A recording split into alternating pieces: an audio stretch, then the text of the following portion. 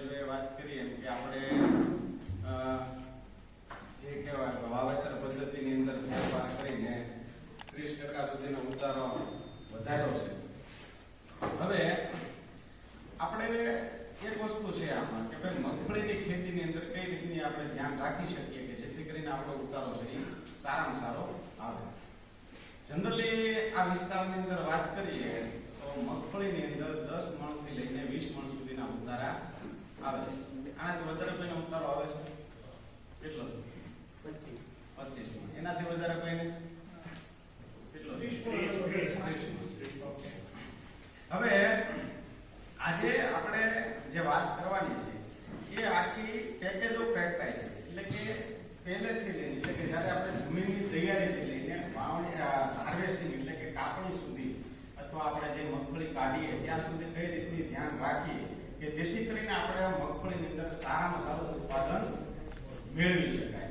એટલે આજે વાત છે શેડ્યુલની છે કે જે આપણે પ્રોપર રીતે ફોલો કરીએ એને અપનાવીએ તો મગફળીની અંદર તમને સારામાં સારું રિઝલ્ટ મળી શકે. આના આપણે રિઝલ્ટ પણ ખૂબ સારા મળેલા છે. એટલે આપણે આજે છે આખી પેકેજ ઓફ પ્રેક્ટિસિસની વાત કરવાની છે. હા, કદાચ તમે વાવેતર અંતર ઘટાડીને આપણે 2-5 મણ સુધીનો ઉતારો વધારી શકીએ, પણ આપણે આખું શેડ્યુલ ફોલો કરીએ તો ઉત્પાદન એનાથી પણ વધારી શકીએ કે જેમ 30% 20 થી 30% નો વધારો છે એની જગ્યાએ આપણે 50% સુધીનો વધારો આપણે લઈ જઈ શકીએ. તે જ આપણે આખી વાત કરવાની છે. તો શરૂઆત કરીએ આપણે કે મગફળીની ખેતી પદ્ધતિ નેક્સ્ટ અને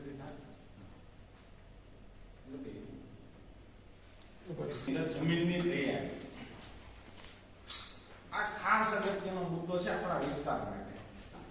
એનું કારણ છે કે આપણે જે વિસ્તાર છે આપણો દરિયાકાંઠાનો વિસ્તાર છે અને તમે જોયું છે કે આપણી જે જમીનની ખારાશ છે ધીમે ધીમે વધતી જાય છે. આ જે છે ને એ અસર તમને છેક સુધી કરે. તમે જોયું છે કે મગફળીની અંદર આપણે ઉગાવવાની અંદર ઘણા મોટા પ્રશ્નો છે ને બધાના પ્રશ્નો. મગફળીની વાવેતર પદ્ધતિ એટલે કે જે સંશોધન કેન્દ્ર એમ કહે છે કે 18 કિલો બિયારણ વીઘે જરૂર પડે. અહીંયા કોઈ એવો ખેડૂત નહીં હોય કે જે વીઘે 18 કિલો વાવતો છે. આપણે જનરલી 30 કિલો સુધી વીઘે વાવેતર આપણે કરીએ છીએ. કરો છો ને બધા? સાચું બોલો. 30 કિલો સુધીના વાવેતર કરે છે. 30 કિલો સુધીના વાવેતર થાય છે. એનું કારણ છે કે આપણે જે છે જનરલી ઉગાવવાની અંદર ઘણું કેવડાવતું હોય છે. ઘણીવાર બિયારણનો પણ કોડ હોય છે. આપણે છેલ્લે વાત કરશું બધું, બરોબર? પણ એનું કારણ છે કે આપણી જે જમીન છે એમાં ધીમે ધીમે ખારાશ પકડતી જાય છે. હવે ખારાશ પકડાય એનાથી તકલીફ શું થાય છે કે જેમ જેમ જમીનનો pH વધે તેમ તેમ જમીનમાં ફૂગનું પ્રમાણ હંમેશા વધે. અને આપણે જનરલી અહીંયા 3 સીઝન લેવાતી હોય છે અને ખેતર છે આપણું ઉગાતું નથી. એટલા માટે એની અંદર ફૂગ છે એ વધારે પ્રમાણમાં આવતી છે. એટલે જે લોકો મગફળી કરે છે એમાં તમે જોયું છે કે મગફળી ઉગી ભેગો આપણે કાળી ફૂગ લાગે, પછી સફેદ ફૂગ, રાખોડીનો પ્રશ્ન આવે, ઉપર પાનની અંદર ટપકા પડી જાય એટલે કેરું ટીકા જે ડિઝીઝ કહેવાય. તો આ ઘણા બધા પ્રશ્નો છે. આ બધા ફૂગથી થતા પ્રશ્નો છે. હવે એ અટકાવવા માટે સૌથી અગત્યનું હોય તો એ જરૂરી છે આપણે જમીન છે એને ધીમે ધીમે સુધારીએ. હવે જમીન સુધારવા માટે તાત્કાલિક તો જમીન સુધરે નહીં. તો મગફળી કરતા ખેડૂતો માટે ખાસ અગત્યની વસ્તુ છે કે દેશી ખાતર જમીનમાં નાખે. બરોબર? કાંઈ નહીં આખા ખેતરમાં ન થઈ શકે એમ હોય તો ખાલી જે મગફળીની અંદર આપણે વાવેતર કરવાનું એટલે કે ચાની અંદર છે એ આપણે દેશી ખાતર નાખીએ. જો આપણી પાસે દેશી આપણું ઘરનું ખાતર ન હોય તો બજારમાં પણ હવે તમે જોયું હશે કે દેશી ખાતર મળે છે. જેમ કે ઉત્પન્નવાળાનું ઓર્ગેનિક મેન્યુર આવે છે, જે બાયોગેસની સ્લરી છે, એના પણ સારામાં સારા રિઝલ્ટ મળે. જો એ ના આપણે થઈ શકે એમ હોય તો એડીનો ખોળ, મગફળી માટે એડીનો ખોળ ખૂબ જ ઉત્તમ ખાતર છે. બરાબર?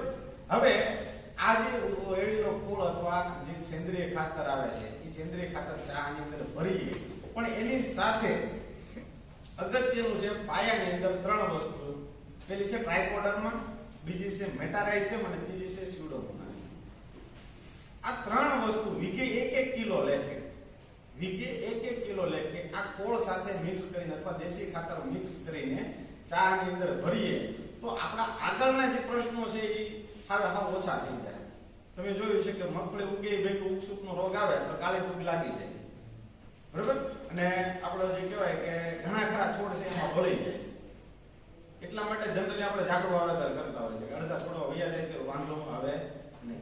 પણ એ તકલીફ ન પડે એના માટે આ બેસ્ટ ઉપાય છે કે આપણે જે દેશી ખાતર નાખીએ તો ખોળ નાખીએ એની સાથે ટ્રાઇકોડર્મા, સ્યુડોમોનાસ અને મેટારાઇઝમ છે. જે સ્યુડોમોનાસ છે એ કાળી ફૂગ માટે, મેટારાઇઝમ છે એ રાખોડી માટે, અને મેટારાઇઝમ છે એ આપણે મુંડા માટે, અને ટ્રાઇકોડર્મા છે એ સફેદ ફૂગ માટે, એટલે કે જેને રાખોડી આપણે કહીએ છીએ એના માટે. એટલે આ ત્રણ વસ્તુ વીઘે 1 કિલો લેખે ચાની અંદર આપણે દેશી ખોળ સાથે અથવા દેશી ખાતર સાથે મિક્સ કરીને ચાની અંદર નાખીએ તો મગફળીની અંદર આપણને સારામાં સારું ઉત્પાદન છે એ મળી શકે. હવે જે બીજી અગત્યની વસ્તુ છે મગફળીની અંદર કે જાતનું સિલેક્શન, એટલે કે બિયારણની પસંદગી. આપણે જમીન તૈયાર થઈ ગઈ પણ પછીનો જે સૌથી અગત્યની વસ્તુ હોય તો એ આપણે બિયારણની પસંદગી છે.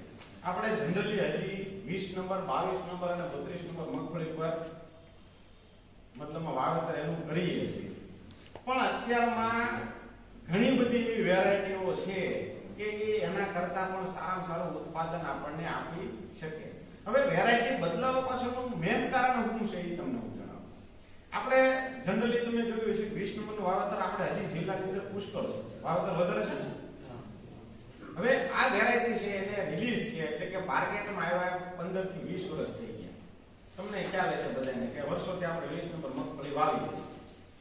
કોઈ પણ જાત જ્યારે રિલીઝ થાય ત્યારે એ જાતની રોગ સામે, જીવાત સામે લડવાની શક્તિ સારામાં સારી હોય. પણ જેમ જેમ એ જાત છે એ વવાતી જાય, એટલે કે આપણે વાવણી કરતા જઈએ, વર્ષો જતા જાય, એમ એની જે રોગ પ્રતિકારક શક્તિ હોય અથવા એની જે જીવાત સામે લડવાની શક્તિ હોય ઓછી થતી જાય દર વર્ષે. એટલા માટે મગફળી જે 20 નંબરમાં પહેલા જે સુકાનું પ્રમાણ નહોતું, રાખોડીનું પ્રમાણ નહોતું, એ અત્યારમાં પુષ્કળ છે, બરાબર. 22 નંબર મગફળીમાં જે શરૂઆતમાં વાવ્યા એમાં નહોતું, એ અત્યારમાં પુષ્કળ છે. તો કઈ જાતની પસંદગી કરીએ? જો આપણે 20 નંબર 22 નંબર મગફળી કરતા હોય તો એમાં અત્યારમાં લેટેસ્ટમાં જીજેજી 23 નંબર મગફળી સારામાં સારી છે, અર્ધવેલની જાતની અંદર, બરાબર. આમાં આગળ લખેલું છે. આ ઉભળી પેલા વાત કરી લઈએ કે ઉભળી વેરાયટી ની અંદર આ તો આપણી જૂની વેરાયટીઓ બધી છે જ તે 32 નંબર સુધી આપણે વાવેતર કરેલું છે પેલા, બરાબર. 11, 2, 5, 7, 9 આ બધી જૂના વેરાયટીઓ છે. પણ એની કમ્પેરિઝનમાં હમણાં છેલ્લા 2 વર્ષની અંદર ખૂબ સારામાં સારી વેરાયટીઓ બહાર પડી છે અને લગભગ આવતા વર્ષથી તમને બજારમાં આ વેરાયટી મળતી થઈ જશે. અને એ વેરાયટી છે ઉભળી. આપણે જો કરવી હોય તો જીજી 35 સોરઠ ગોલ્ડ ના નામે આપણા ખેતીવાડી કોલેજ જૂનાગઢે રિલીઝ કરેલી વેરાયટી છે, બરાબર. અને 105 દિવસ એટલે આને કરતા વહેલી પાકતી જાત છે. 32 નંબર તમે જોયું છે 4 મહિને પાકે છે, એની કરતા વહેલી પાકતી જાત છે. મધ્યમ એનો જે દાણો છે મધ્યમ છે, ગુલાબી રંગનો અને વધુ ઉત્પાદન છે. આ બધી વેરાયટીઓ કરતા સારામાં સારું ઉત્પાદન છે આની અંદર મેળવી શકે.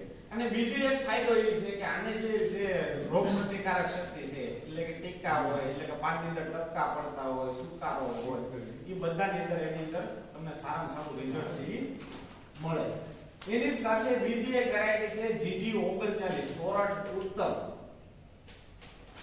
આ વેરાયટી નામ સાંભળ્યું કોઈ નહીં, કારણ કે લેટેસ્ટ વેરાયટી છે. આવતા વર્ષથી તમને બિયારણ લગભગ અવેલેબલ થઈ જશે. પણ આ જે મેં કીધું 37 નંબર અને 39 નંબર ઉભળી વેરાયટીઓની અંદર તો 32 નંબર ને મૂકીને આ બે વેરાયટીની અંદર જઈએ. આ થોડી મોડી પાકતી જાત છે ઓલા કરતા, પણ જે 32 નંબર છે એને સમકક્ષ આ વેરાયટી છે એ આપણે પાકી જાય ને એનું ઉત્પાદન છે એ ખૂબ સારામાં સારું છે, બરાબર. અને જો આપણે અર્ધવેલની જાત વાવતા હોય તો 20 અને 22 અર્ધવેલની જાતો છે. અર્ધવેલડીમાં તો ખ્યાલ છે ને, ઉગડી અર્ધવેલડી અને સ્પ્રેડિંગ ટાઈમ, બરાબર, એટલે કે ફેલાતી હોય. તો 20 22 તો આપણે વાવતા હતા, પણ એની અંદર જે સોરઠ કિરણ એટલે કે જીજી 23 નંબર, બરોબર, એ થોડીક પાકવાની અંદર મોડી છે જાત, બરોબર, પણ સાથે સાથે એનું ઉત્પાદન છે એ ખૂબ સારું છે, 20-22 કરતા પણ વધારે. કોઈ વેરાયટી ત્યારે જ નવી બહાર પડે કે જ્યારે એનું ઉત્પાદન છે એની આગળની વેરાયટી કરતા વધુ હોય, 10% થી લઈને 20% સુધીનો વધારો હોય, બરોબર. તો વેરાયટી સિલેક્શન એટલે કે જાત પસંદગીની અંદર થોડુંક આપણે ધ્યાન આપીએ તો પણ હવે આપણે આની અંદર ફાયદો થાય આપણું ઉત્પાદન. એ જ રીતે વેલની જાતોની અંદર જે આપણે 10, 11 ની બધી જાતો છે, પણ જીજી 41 પદમાં કરીને વેરાયટી છે એ પણ સારી છે અને એનું ઉત્પાદન છે તેલની ટકાવારી પણ એની અંદર 51% સુધીની છે અને ઉત્પાદન છે એ સારામાં સારું છે, પણ આ થોડી મોડી પાકની જાત છે. તો આ જે છે વેરાયટીઓની છે અને એની અંદરથી આ છે યુનિવર્સિટીની વેરાયટીઓ છે, પણ જે આપણે વિનીતભાઈ વાત કરી એમ કે આપણું જે જૂનાગઢની અંદર મગફળી સંશોધન કેન્દ્ર છે જે રાષ્ટ્રીય લેવલનું છે, એના દ્વારા ગિરનાર 4 અને ગિરનાર 5 2020 ની અંદર એટલે આથી 4 વર્ષ પહેલા જે રિલીઝ થયેલી છે જાતો, એ ઉગડ્યા પ્રકારની વેરાયટીઓ છે, એ પણ તમને સારામાં સારું ઉત્પાદન છે એ આપી શકે. તો જાત પસંદગીની અંદર થોડું ધ્યાન રાખીએ આપણે કે ભાઈ 37 નંબર છે, 39 નંબર છે, 23 નંબર છે, કા ગિરનાર 4 અથવા 5 આ વેરાયટીઓમાંથી આપણે પસંદગી કરીએ કે જેથી કરીને આપણા ખેતરની અંદર સુકારો છે કે આપણે જે બીજા પ્રશ્નો કહેવાય ટીકાનો, બરોબર, પાનની અંદર ટપકાનો, એ પ્રશ્નો છે ઓછા આવે. તો આ થઈ વાત આપણે બીજ પસંદગીની. હવે એ છે બીજ આપણે લઈ લીધા પછીની અગત્યની વાત હોય તો એને બીજ માવજત, બરોબર. હવે બીજ માવજત છે એની અંદર ખાસ આપણે કાળજી રાખવાની છે કે ફૂગનાશક, પેસ્ટિસાઇડ અને જૈવિક ઘટક આ ત્રણનો પટ મારીએ તો આપણને છે રિઝલ્ટ છે એ સારામાં સારું મળે કે જેથી કરીને કહેવાય ને કે બીજ સંસ્કરણની પદ્ધતિ શા માટે જરૂરી છે કે આપણો જે છોડ થાય એ પહેલેથી મજબૂત થાય અને એની અંદર પ્રશ્નો છે એ ઓછામાં ઓછા આવે. તો જનરલી આપણે જોયું છે કે લેસન્ટાના ને એના આપણે પટ મારતા હોઈએ છીએ, થાયોમિથોક્સામ, બેક્ટેરિયાના એના તમે પટ મારતા હોઈએ છીએ, પણ સૌથી પહેલા આપણે ફૂગનાશકનો પટ મારીએ, બરાબર. એની અંદર ટેબ્યુ છે, હેક્સાકોનાઝોલ છે, એવી કોઈ દવાનો આપણે પહેલા ફૂગનાશકનો પટ મારીએ, પછી સાથે આપણે ઇન્સેક્ટિસાઇડ એટલે કે કીટનાશક એ આપણે મૂંડાને એના પ્રશ્ન ન આવે એના માટે આપણે થાયોમિથોક્સામ કે ઇમિડાનો એનો પટ મારીએ. અને ત્રીજો સૌથી અગત્યનો આ વસ્તુ આપણે કોઈ કરતા નથી, આ જે સાઈડમાં આપણે બોટલ પડી દેખાય છે તમને, રાઇઝોબિયમ કલ્ચર, બરાબર. રાઇઝોબિયમ કલ્ચરનો પટ મારો અથવા આપણે વાવેતર થઈ જાય મગફળી ઉગે એટલે તરત એને તમે ડ્રેન્ચિંગ દ્વારા જમીનની અંદર પાઈ દઈએ તો પણ આના આપણને સારામાં સારા રિઝલ્ટ છે મગફળીની અંદર મળે. એનું કારણ છે આ જે છે બેક્ટેરિયા છે. તો મગફળી છે ને લેગ્યુમિનસ પ્રકારનો પાક છે. હવે તમે જોયું છે કે મગફળીની નીચે નાની નાના મૂળની અંદર ગાંઠો, બધાએ જોયું છે ને, આપણે છે ને ગાંઠો કે યુરિયાની ગાંઠો છે કે ને બધા. યુરિયા એટલે શું છે? એ એક પ્રકારના બેક્ટેરિયા છે રાઇઝોબિયમ નામના, હવાનો નાઇટ્રોજન લઈને જમીનમાં ઉમેરે છે. એટલા માટે મગફળીની અંદર આપણે નાઇટ્રોજન યુક્ત ખાતર આપણે આપવું પડતું નથી. એટલા માટે રાઇઝોબિયમ જે છે કલ્ચર છે એનો પટ મારીએ અથવા એનું દ્રાવણ બનાવીને ડ્રેન્ચિંગ કરી નાખીએ શરૂઆતની અવસ્થામાં, તો આના જે બેક્ટેરિયા છે એની મૂળ ગંડિકાની અંદર ગાંઠો બનાવીને રહેશે અને એને જે નાઇટ્રોજન જરૂરી છે એ હવામાંથી લઈને જમીનમાં ઉમેરે રાખશે અને આપણી જમીને સુધારશે અને આને મગફળીનું ઉત્પાદન પણ તમારે સારામાં સારું આવશે, બરાબર. તો આ વસ્તુ છે એને અપનાવીએ. એના પછી છે વાવેતર સમય છે જનરલી આપણે બે રીતે વાવેતર કરતા હોય છે, પૂર્વીને કરીએ છીએ ને વરસાદ થઈ જાય, બરાબર. એ તો આપણી અનુકૂળતા મુજબ છે આપણે વાવેતર કરતા હોઈએ છીએ. પણ જો વરસાદની અંદર ખેંચાય એટલે કે મોડો વરસાદ થાય તો વહેલી પાકતી જાતો કરવી અને વહેલા આગોતરો વરસાદ થઈ જાય તો મોડી પાકતી જાતો કરો તો પણ વાંધો નહીં. એ વેરાયટી સિલેક્શન ની અંદર ધ્યાન રાખવું પડે. આપણે વાત કરી હતી કે એક છે અમુક વેરાયટીઓ 120 દિવસે પાકે છે, અમુક વેરાયટીઓ છે એ 105 દિવસ અથવા 100 દિવસની અંદર આપણે પાકી જતા હોય છે. પણ એ વરસાદની જે આવવાના સમય છે એના આધારે છે આપણે વેરાયટી સિલેક્શન ની અંદર ધ્યાન રાખવું હોય છે. વાવેતર અંતરની અંદર જે સુભાષભાઈ વાત કરી હતી કે 18 ની જાળીએ વાવેતર આપણે કરીએ છીએ, સારામાં સારી વસ્તુ છે, બરાબર. પણ એ છે જનરલી વેરાયટીના આધારે રહેતું હોય છે. સ્પ્રેડિંગ ટાઈમ જે વેલિડિટી વેરાયટી હોય એમાં તમારે વાવણી અંદર છે એ વધારવું પડે. ઉભળા પ્રકારની મગફળી આપણે કરતા હોઈએ એટલે કે 32 નંબર ગિરનાર 4 ગિરનાર 5 આ વેરાયટીનું વાવેતર કરો તો તમે ઓછા ગાળે વાવેતર કરો તો તમને સારામાં સારું ઉત્પાદનની અંદર મળે. બરોબર. હવે જે અગત્યની વસ્તુ છે જે દેશી ખાતર તો આપણે નાખવાની જ વાત પણ એની સાથે સાથે મગફળીની અંદર રાસાયણિક ખાતરની પણ જરૂર પડે. બરોબર. પ્રાકૃતિક કરતા હોય તો ફક્ત કોળની બધાયથી નહીં ચાલે. બરોબર.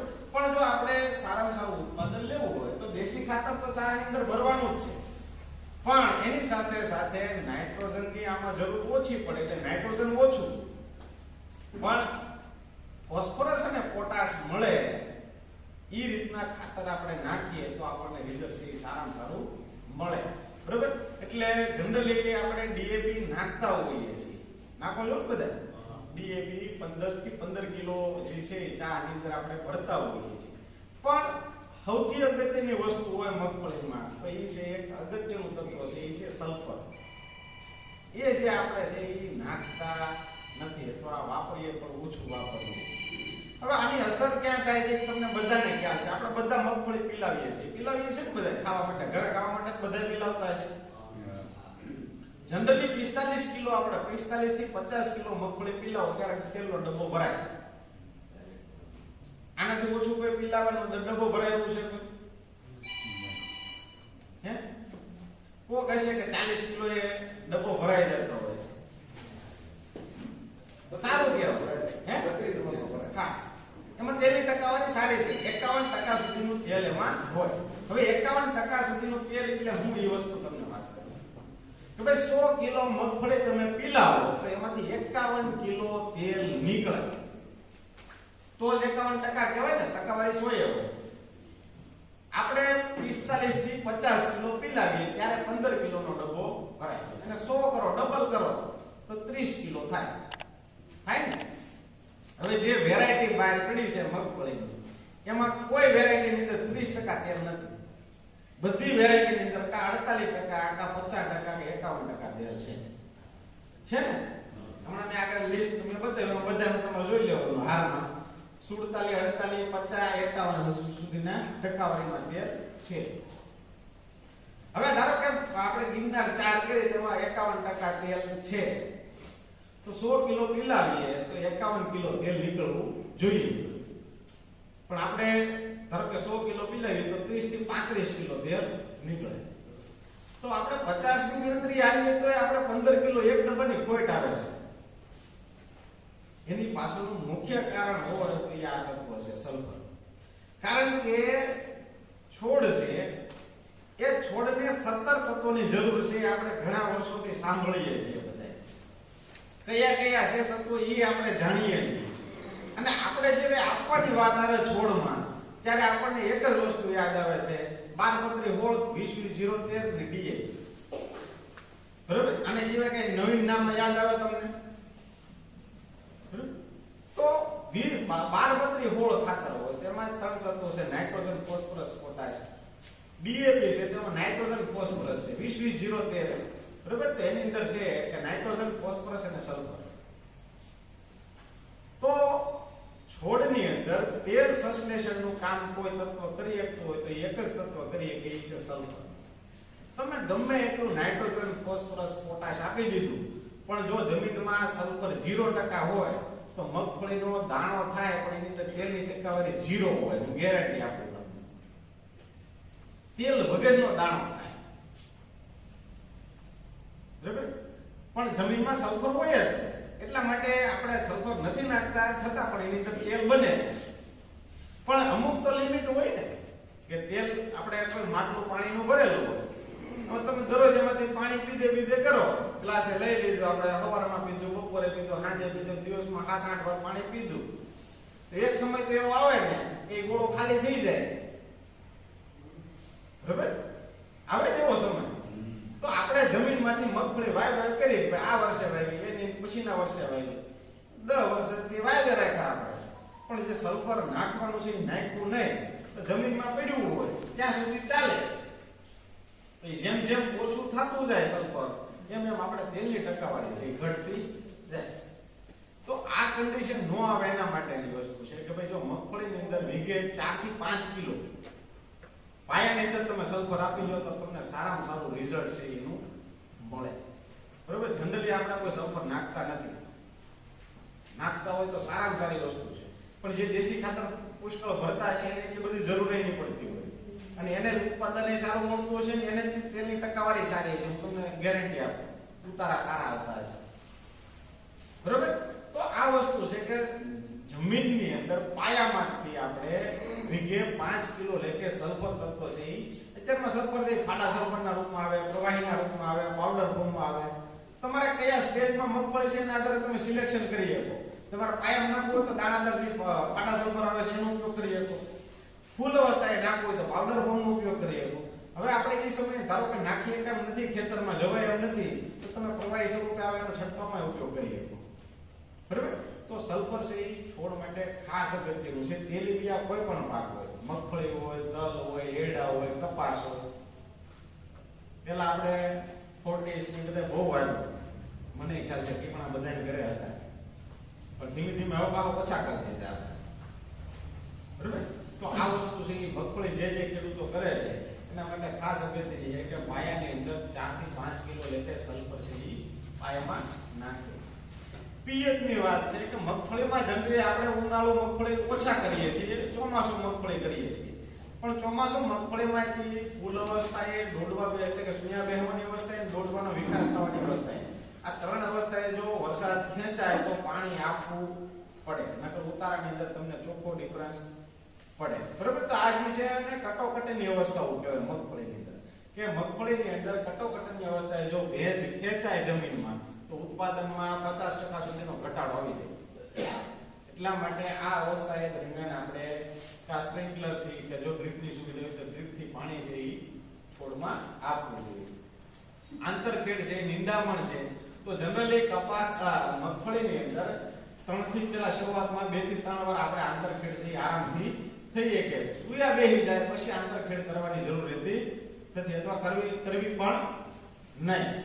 બરાબર, અને જો વધારે પડતો નિંદામણનો પ્રશ્ન હોય તો શરૂઆતમાં પાક ઉગે એ પહેલા સ્ટોમ્પ એટલે કે પેન્ડિમેથિલિન દવા અને પાક અને નિંદામણ ઉગી ગયું હોય 30-35 દિવસની મગફળી ગઈ હોય તો વિઝાલોકો ઇથાઇલ અથવા પ્રોપાકેઝાકો બરાબર અથવા ક્લોડિનાકો આ દવાનો ઉપયોગ એટલે કે આયરિસ પટેલા બરાબર આવી ઘણી બધી સકેલ આ બધી ઘણી બધી દવાઓ આવે છે બજારમાં, એનો ઉપયોગ કરીએ તો મગફળી સિવાયનું લગભગ બધું નિંદામણ છે એ બાળી નાખે.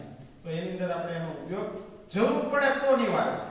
હું એમ નથી કહેતો કે આનો ઉપયોગ કરવો જ જોઈએ, પણ આપણા ખેતરની અંદર ઘણીવાર એવો આપણા આ વિસ્તારની અંદર તમે જોયું છે કે 10 દિવસ સુધી વરસાદ શરૂ જ રહે. બરાબર, ખેતરમાં હાથી હાલે એમ ન હોય, મજૂરની અછત હોય, તો એ સમયે આ દવાનો ઉપયોગ આપણે કરી શકીએ. સૌથી અગત્યની વસ્તુ છે આ કે મગફળી જે આપણે ઉઘડા પ્રકારની મગફળી કરીએ છીએ એની અંદર તમે ઘણી જગ્યાએ જોયું છે તો આ સાઈડમાં એક મેં ફોટો મૂકેલો છે. આમાં જો અહીંયા તમને દોડવા દેખાય છે બરોબર, આ જો ફોટાને થોડોક ઝૂમ કરો ને આમાં દોડવા નથી, આમાં જો આ નસો છે ને સુકાઈ જાય. મગફળી છે એ 60 દિવસની થાય ત્યારે ઉપર ભોલા ફેરવી દેવાનું છે. આવું ટીપણું બધાને ઘરે હોય કે ઉઘડા પ્રકારની મગફળી તમે કરો અને 60 દિવસે આ વસ્તુ તમે કરો તો તમારું ઉત્પાદનની અંદર ચોખ્ખો 10 થી 15% નો વધારો દેખાય તમને. એનું કારણ છે આપણે મગફળીની અંદર તમે બધાએ જોયું છે મગફળી આ રીતની ઊભો છોડવો થાય ઉઘડી મગફળી કરીએ એટલે બરોબર 32 નંબર છે, ગિરનાર 4 છે, ગિરનાર 5 છે, આ બધી વેરાયટીઓ આપણે કરી તો એનો ઉઘડો છોડ થાય છે તો એના જે સૂયા છે એ હવામાં લટકતા છે, તમે જોયા ને બધાએ. અને એ સૂયો જમીને અડવાનો નથી એટલે શું થાય ત્યાં કાળો પડે ભૂકાય થાય કે નહીં. તો જેટલા સૂર્યા જમીનને નથી અડ્યા ત્યાં ક્યારે દોડવો થવાનો નથી. જો 60 દિવસની મગફળી થાય ને આ વસ્તુ આપણે કરીએ બરોબર તો જે આ સૂયો નથી અડ્યો ન્યાય અહીં તો દોડવા થઈ ગયા છે.